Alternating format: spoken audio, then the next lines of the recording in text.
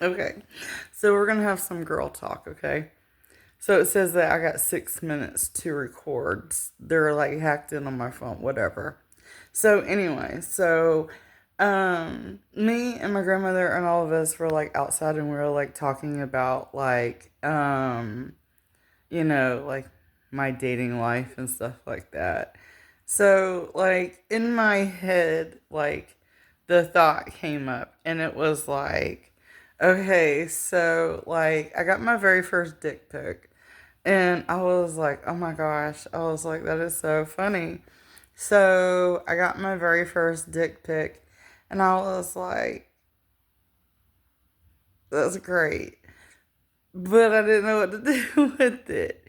And so I was like, in my head, I'm like, okay, so what kind of dick do girls like? You know? Like, this is my first time dating in like 20 something years. So I was like, what kind of dick do girls like? And so I'm like, in my head, I'm sitting here thinking, I'm like, well, I don't like thugs. I'm not a thug girl. And I was like, and then I was sitting there thinking, and I'm like, I don't want a man that's for everybody. And so in my head, I'm sitting there thinking, okay, I like bougie dick. I like bougie dick. I like bougie dick. Dick that is not for everybody. I like dick that is only for me. I don't like dick that is that easy to get into bed. Like, if I can have a one night stand with you, I'm pretty much gonna treat you just like that. Like, you would be known as a booty call, but I would never take you seriously. Now, if you are a man and you're coming at me, correctly, then I would take you more seriously if you're not approaching me for sex, like right off the jump and like right off the bat or like whatever. But I was like, so I was like, I'm a bit of a snob when it comes to dick. Like, I like bougie dick. I like dick that's not for everybody.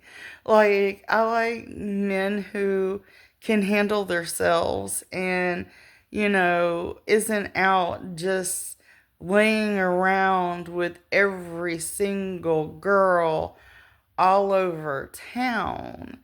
And that it's not that easy to get. And I don't want STDs. I have a clean vagina bill of health. Okay? My vagina is clean. Even the new beau has a picture of my clean vagina bill of health. But he's the only one that has that. But that's because we're talking about getting intimate. If I'm talking about getting intimate with you, I will give you proof I'm STD free. And you better be too, because I ain't taking nothing home from the party that I didn't bring to the party. So I was like, I'm not easy, and you know, I have a clean bill of health. I go to the gynecologist, and you know, I get my yearly checkups and you know everything, and I don't have an STD because I like bougie dick. Because I like bougie dick. And I was like, that's the only thing that I know to call it, you know? They kept saying, Heather, you like bougie men. And I'm like, well, yeah, I guess I do.